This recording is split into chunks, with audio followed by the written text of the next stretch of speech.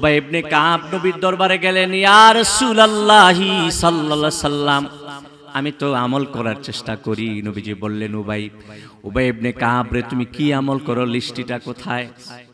সুবহানাল্লাহ কোন। আল্লাহর হাবিব সাল্লাল্লাহু আলাইহি সাল্লাম উবাই ইবনে কাবের কাছে আমলের লিস্টি চাইলেন। আল্লাহর হাবিব দেখলেন কত আমলে ভরপুর, কিন্তু দুরুদ নাই। আমার দয়াল নবী সাল্লাল্লাহু আলাইহি সাল্লামের চেহারাটা মলিন হয়ে গেল। উবাই ইবনে কাব বুঝতে পারলেন আমার নবী খুশি হতে পারে নাই।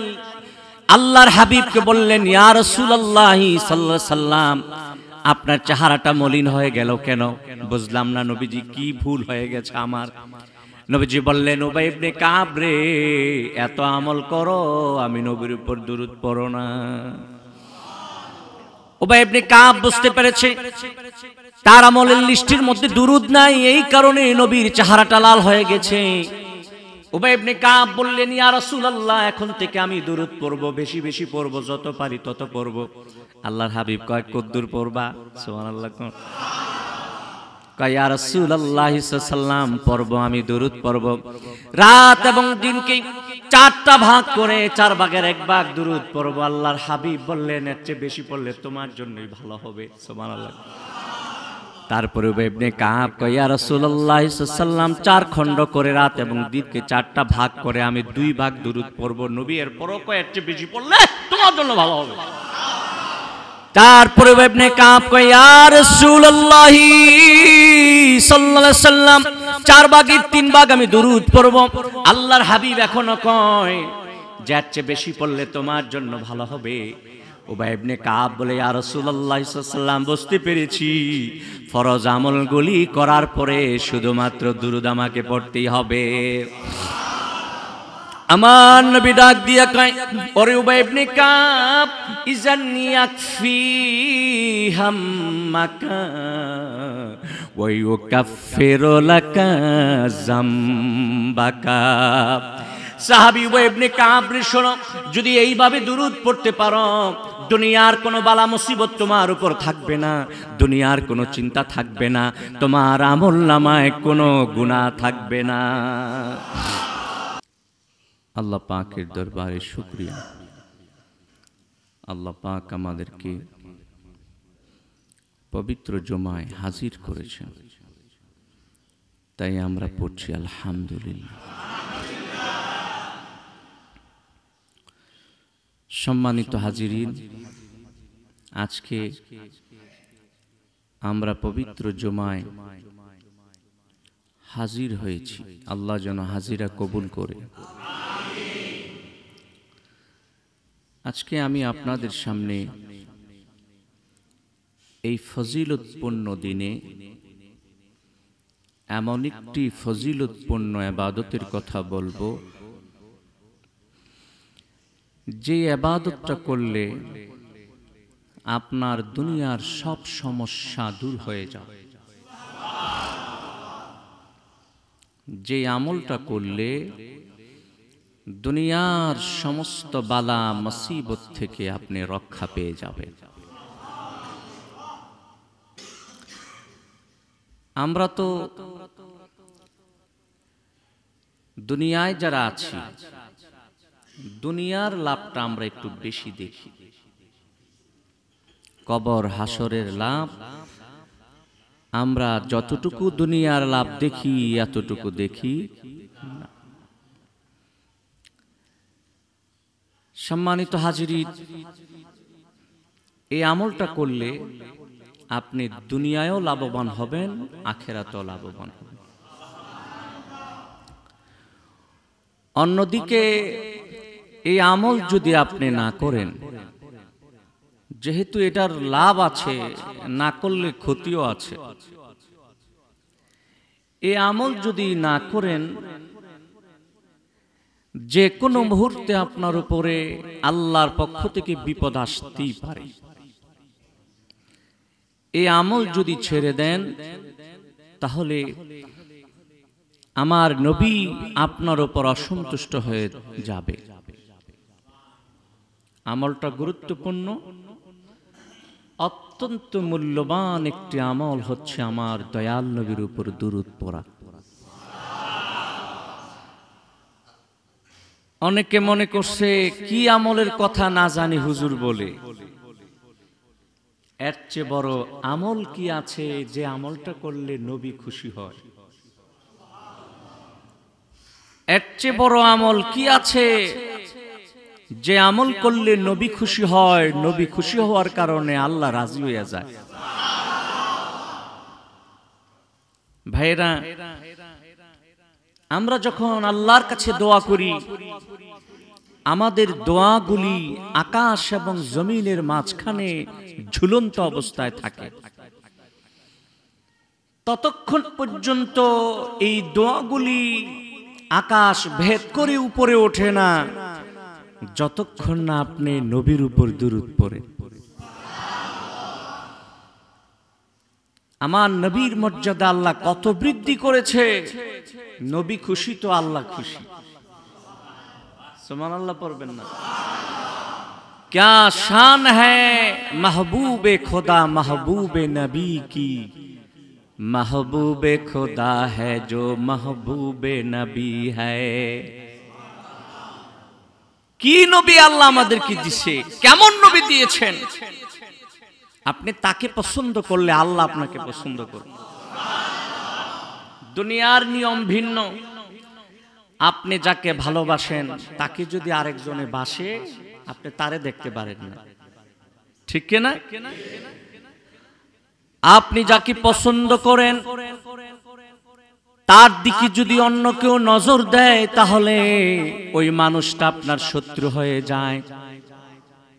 কিন্তু আল্লাহর হাবিব নূর নবী মুহাম্মদ সাল্লাল্লাহু আলাইহি ওয়াসাল্লামকে আল্লাহ এত ভালোবাসে, এত ভালোবাসে। আল্লাহ পাক বলে নাই আমি নবীরে ভালোবাসি, আমার নবীরে যারা বাসবা তারা শত্রু হয়ে যাইবা। আল্লাহ পাক বলেছেন, হে দুনিয়ার মানুষেরা, আমার নবীরে ভালোবাসলে, আমার বন্ধুরে ভালোবাসলে, এই ভালোবাসা আমি পর্যন্ত তোমাকে পৌঁছায়া দিবে। কি মর্যাদা, কি সম্মান আল্লাহ নবীরে দিয়েছেন। এই মর্যাদার সম্মান কেউ তুচ্ছ তাচ্ছিল্য করতে পারবে না, ঠিক কিনা? মাটির সাথে মিশানোর চেষ্টা করলে নবীর সম্মানকে কেউ পারবে না, ঠিক কিনা? যে চেষ্টা করবে সে হালাক হয়ে যাবে। আগুনের সাথে খেলা করে পারা যায় না, পাহাড়ের সাথে মাথা ঠেকানো যায় না। দয়াল নবীর শানকে আল্লাহ পাক এত বৃদ্ধি করেছেন, এত সম্মান আমার নবীকে আল্লাহ পাক দিয়েছেন। নবীর উপর দুরূদ না পড়লে আল্লাহ অসন্তুষ্ট হয়ে যায়।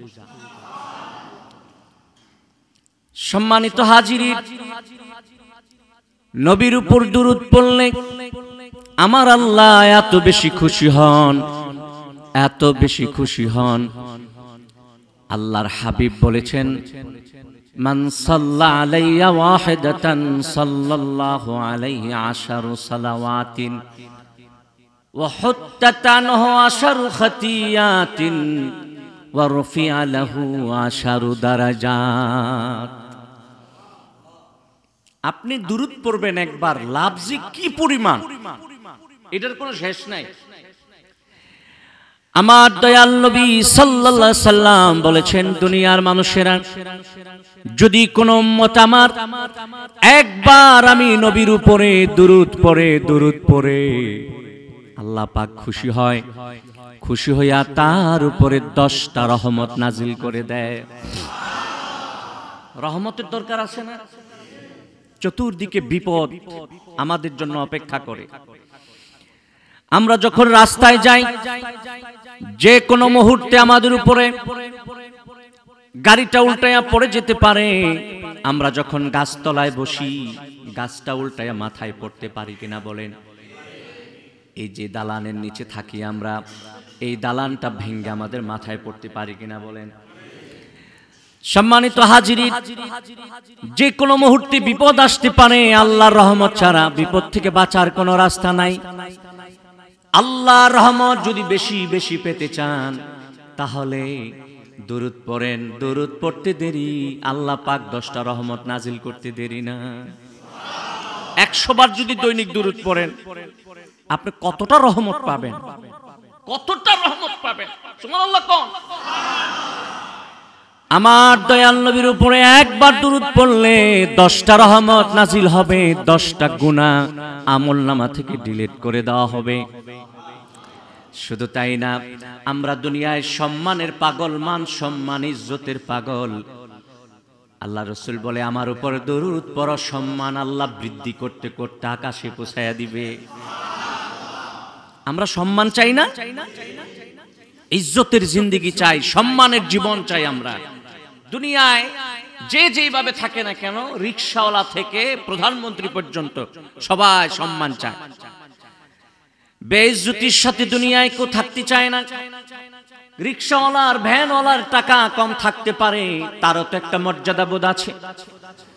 ভাইয়ের আমার, মর্যাদার সম্মান যদি পেতে চান তাহলে বেশি বেশি নবীর উপর দরুদ পড়বেন।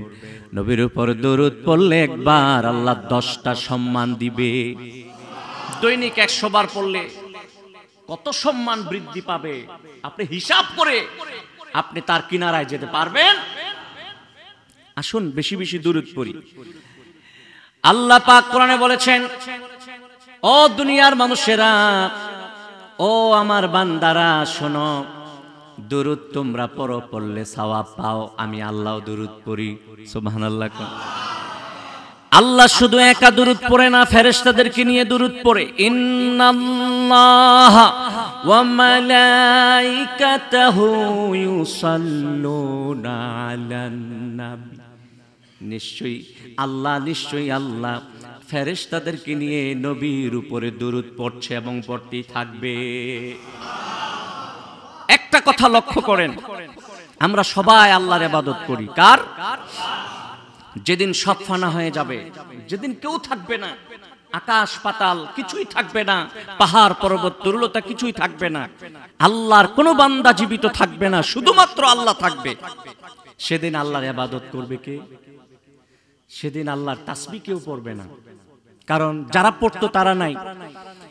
গাছপালা তরুলতা আল্লাহর জন্য তাসবিহ পড়ে, প্রশংসা করে, মানুষেরা সিজদা দেয়, রুকু করে, ইবাদত করে। যেদিন কোনো মাখলুক থাকবে না, ওই দিন আল্লাহর ইবাদতটা বন্ধ হয়ে যাবে। ঠিক কিনা বলেন ভাইরা আমার? সেদিন তো আল্লাহ থাকবে। আল্লাহ তো বলছে আমি পড়তেছি এবং পড়তেই থাকবো। বুঝা গেল আমার ভাইয়েরা, আল্লাহর ইবাদত একদিন বন্ধ হয়ে যাবে, যেহেতু সব ফানা হয়ে যাবে।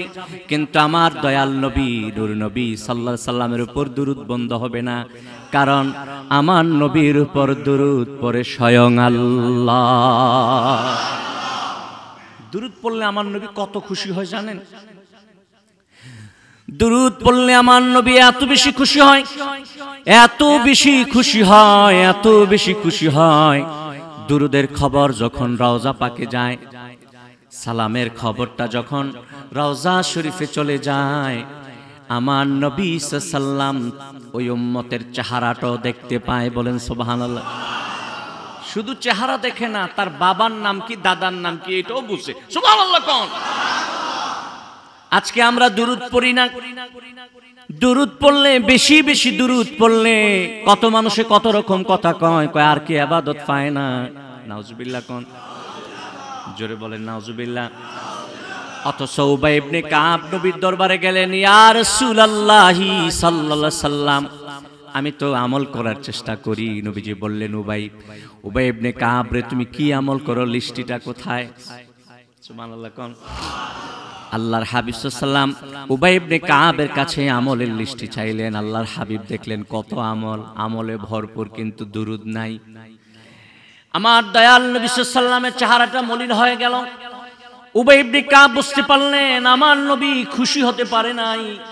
আল্লাহর হাবিবকে বললেন, ইয়া রাসূলুল্লাহি সাল্লাল্লাহু আলাইহি সাল্লাম, আপনার চেহারাটা মলিন হয়ে গেল কেন? বুঝলাম না নবীজি, কি ভুল হয়ে গেছে আমার? নবীজি বললেন, উবাই ইবনে কাব রে, এত আমল করো, আমি নবীর উপর দুরুদ পড়ো না। উবাই ইবনে কাব বুঝতে পেরেছে তার আমলের লিস্টির মধ্যে দুরুদ নাই, এই কারণে নবীর চেহারাটা লাল হয়ে গেছে। উবাই ইবনে কাব বললেন, ইয়া রাসূলুল্লাহ, এখন থেকে আমি দুরুদ পড়ব, বেশি বেশি পড়ব, যত পারি তত পড়ব। আল্লাহর হাবিব কয়, কদ্দুর পড়বা? সুবহানাল্লাহ। কয় ইয়া রাসূলুল্লাহ সাল্লাল্লাহু আলাইহি পড়ব, আমি দুরূদ পড়ব। রাত এবং দিনকে চারটা ভাগ করে 4 ভাগের 1 ভাগ দুরূদ পড়ব। আল্লাহর হাবিব বললেন এর চেয়ে বেশি পড়লে তোমার জন্যই ভালো হবে। সুবহানাল্লাহ। তারপরে উবাই ইবনে কাব কয় ইয়া রাসূলুল্লাহ সাল্লাল্লাহু আলাইহি ওয়াসাল্লাম 4 খণ্ড করে রাত এবং দিনকে 4টা ভাগ করে আমি 2 ভাগ দুরূদ পড়ব। নবী এর পরও কয় এর চেয়ে বেশি পড়লে তোমার জন্য ভালো হবে। তারপরে উবাই ইবনে কাব কয় ইয়া রাসূলুল্লাহ সাল্লাল্লাহু আলাইহি ওয়াসাল্লাম 4 ভাগের 3 ভাগ আমি দুরূদ পড়ব। আল্লাহর হাবিব এখনো কয় যে এর চেয়ে বেশি পড়লে তোমার জন্য ভালো হবে। উবাই ইবনে কাব বলে ইয়া রাসূলুল্লাহ সাল্লাল্লাহু আলাইহি ওয়াসাল্লাম বুঝতে পেরেছি ফরজ আমলগুলি করার পরে শুধুমাত্র দুরূদ আমাকে পড়তেই হবে। আমার নবী ডাক দিয়া কয় ওরে উবাই ইবনে কাব ইজান ইয়াকফি হাম্মাকা ওয়া ইউকাফিরু লাকা যামবাকা। সাহাবী উবাই ইবনে কাব রে শোনো, যদি এইভাবে দুরূদ পড়তে পারো দুনিয়ার কোনো বালা মুসিবত তোমার উপর থাকবে না, দুনিয়ার কোনো চিন্তা থাকবে না, তোমার আমলনামায় কোনো গুনাহ থাকবে না। কথা বুঝতে পারছেন? দুরূদ কত বড় ইবাদত। দুরূদ পড়লে দুনিয়া আখিরাত উভয় জাহানের সমস্যার সমাধান আল্লাহ করে দিবে। সুবহানাল্লাহ। আল্লাহ যদি খুশি হয় আর কি সমস্যা? সুবহানাল্লাহ। কোন দুরূদের একটা কিতাব আছে দালাইলুল খায়রাত, এটা লিখেছেন শাইখুদ দালাইল আল্লামা জাজুলি রাহমাতুল্লাহি আলাইহি। শাইখুদ দালাইল অনেক বড় আলেম ছিলেন, অনেক বড় বুজুর্গ বান্দা ছিলেন, আল্লাহর একজন ওলি ছিলেন শাইখুদ দালাইল আল্লামা জাজুলি রাহমাতুল্লাহি আলাইহি। সফরে বাহির হলেন, সফর করতে করতে পথিমধ্যেই নামাজের সময় হয়ে গেছে। অজু করবে, নামাজ পড়বে, তালাশ করে একটা কুয়া বাহির করলেন। কুয়ার মধ্যে যাইয়া পানি তালাশ করতে লাগলেন। দেখে পানি নিচে, অনেক নিচে চলে গেছে, পানি নাই উপরে, কেমনে অজু করবে, কেমনে নামাজ পড়বে। শাইখুদ দালাইল আল্লামা জাজুলি রাহমাতুল্লাহি আলাইহি একটা রশি আর একটা বালতি তালাশ করতে লাগলেন পানি উঠানোর জন্য। এমন সময় 8 থেকে 9 বছরের একটা মেয়ে পাশেই দাঁড়ানো ছিল। বলল হুজুর আপনি কে? কয় আমি আল্লামা জাজুলি। কয় বুঝতে পেরেছি আপনি কোনো কিছুর প্রয়োজন মনে হয়। কয় একটা বালতি আর রশির প্রয়োজন। কয় কেন? কয় পানি উঠাবো, তারপরে অজু করব, নামাজ পড়ব। শিশু বাচ্চাটা বলে হুজুর আপনার নাম তো অনেক শুনছি, আপনি বড় বুজুর্গ একজন মানুষ, আপনার সুনামের কোনো অভাব নাই, সারা দেশব্যাপী আপনার সুনাম আছে, কিন্তু নিচের কুয়ার নিচের পানিটা আপনি উঠাইতে পারলেন না, আমি অবাক হয়ে গেলাম। আল্লামা জাজুলি রাহমাতুল্লাহি বলে এটা আবার কেমন কথা? কুয়ার নিচের পানি উঠাইতে তো রশি লাগবে, বালতি লাগবে। মেয়েটা জি বলে যে আমি পারলাম না, সে খুব লজ্জিত হয়ে গেল। ডাক দিয়ে বললেন মা এটা কেমন কথা বললাম, পানি উঠাইতে রশি আর বালতি লাগবে। মেয়েটা বলে না না, রশি বালতি লাগে না, নিচের পানি উঠাইতে হলে আমল লাগে। বলেন সুবহানাল্লাহ। এ কথা বলে ছোট্ট মেয়েটা ওই কুয়ার মধ্যে একটু থুতু নিক্ষেপ করার সাথে সাথেই নিচের পানিটা একদম কুয়ার মুখ বরাবর চলে আসছে। শাইখুদ দালাইল আল্লামা জাজুলি রাহমাতুল্লাহি আলাইহি পানি দিয়ে ওযু করলেন, নামাজ পড়লেন, তারপরে ওই মেয়েটাকে তালাশ করে বাহির করলেন। বললেন মা তুমি কি আমল করো এমন, তুমি কি আমল করো যে আমলের কারণে তোমার থুতুর স্পর্শে নিচের পানি উতলায়া উপরে উঠে গেছে? ছোট্ট বাচ্চা মেয়েটা ডাক দিয়ে আল্লামা জাজুলি কি হুজুর আমি তেমন কোনো আমল করি না, আমি নবীর উপরে বেশি বেশি দুরূদ পড়ি। নবীর উপর দুরূদ পড়লে মানুষটার সাধারণ মানুষ থাকে না, এটা বুজুর্গ ওলি হয়ে যায়। ঠিক কিনা? নবী খুশি তো আল্লাহ খুশি, আল্লাহ খুশি তো সব সমস্যার সমাধান, আল্লাহ খুশি তো দুনিয়ায় আর কোনো ভয় নাই, আখিরাতের কোনো চিন্তা। আল্লাহ খুশি হলে তো মানুষটা ওলি হয়ে যায়। ঠিক কিনা? আল্লাহ পাক তার বন্ধুদের ব্যাপারে বলেছে আলা ইন্না আউলিয়া আল্লাহি লা খাউফুন আলাইহিম ওয়ালা হুম ইয়াহজানুন। ওলিদের কোনো ভয় নাই, চিন্তা নাই। আপনি নবীকে খুশি করেন, আপনি নবীকে খুশি করেন, আল্লাহ খুশি হয়ে যাবে। ঠিক কিনা বলেন? সম্মানিত হাজিরিন, সম্মানিত ভাই ও বন্ধুরা, নবীর উপর দুরুদের অনেক হাদিস আছে, অনেক হাদিস আছে। আল্লাহর হাবিব সাল্লাল্লাহু আলাইহি ওয়াসাল্লাম একবার মসজিদের মিম্বরে উঠলেন, হঠাৎ করে আমার নবী বললেন আল্লাহুম্মা আমিন। খুতবার শুরুতে আমার নবী কখনো আমিন পড়ে নাই, হঠাৎ করে কেন আমিন পড়লো? সাহাবায়ে কেরাম অবাক হয়ে গেছে। সাহাবায়ে কেরাম ডাক দিয়ে কয়, ইয়া রাসূলুল্লাহ সাল্লাল্লাহু আলাইহি ওয়াসাল্লাম, আপনি আমিন পড়লেন বুঝলাম না। আল্লাহর হাবিব বললেন, সাহাবীরা রে, জিবরাইল আসছিল, এসে আমাকে খবর দিয়েছে ওই মানুষটা হালাক হয়ে যাক যে আপনার নাম শুনে কিন্তু আপনার উপর দুরূদ পড়ে না। জিবরাইল বলেছে ওই মানুষটা শেষ হয়ে যাক যে আপনার নাম শুনে কিন্তু আপনার উপর দুরূদ পড়ে না। আল্লাহ রাসূল বলছে আমিন। কি বুঝলেন? নবীর উপর, নবীর নাম শুনে দুরূদ না পড়লে আপনি হালাক হয়ে যেতে পারেন, ধ্বংস হয়ে যেতে পারেন। আসুন আমরা বেশি বেশি দুরূদ পড়ি। যদি বেশি বেশি দুরূদ কোনো মানুষ পড়ে, তার উপরে আল্লাহর রহমত বেশি নাজিল হবে, সে শান্তিতে থাকবে। কোন সংসারে, কোন ফ্যামিলিতে সবাই যদি নবীর উপর দুরূদ পড়ে, সংসারটা শান্তির সংসার হয়ে যাবে। কোন দেশের মানুষ যদি বেশি বেশি দুরূদ পড়ে, ওই দেশে আকাশ থেকে আল্লাহর রহমত নাজিল হবে, অভাব অনটন দূর হয়ে যাবে, সমস্ত কিছুর ফয়সালা আকাশ থেকে করে দিবে। ঠিক কিনা বলেন? আমরা বেশি বেশি দুরূদ পড়ব, রাজি? আল্লাহ তুমি কবুল করো, মঞ্জুর করো। বলুন আমিন, বলুন আল্লাহুম্মা আমিন, বলুন আল্লাহুম্মা আমিন।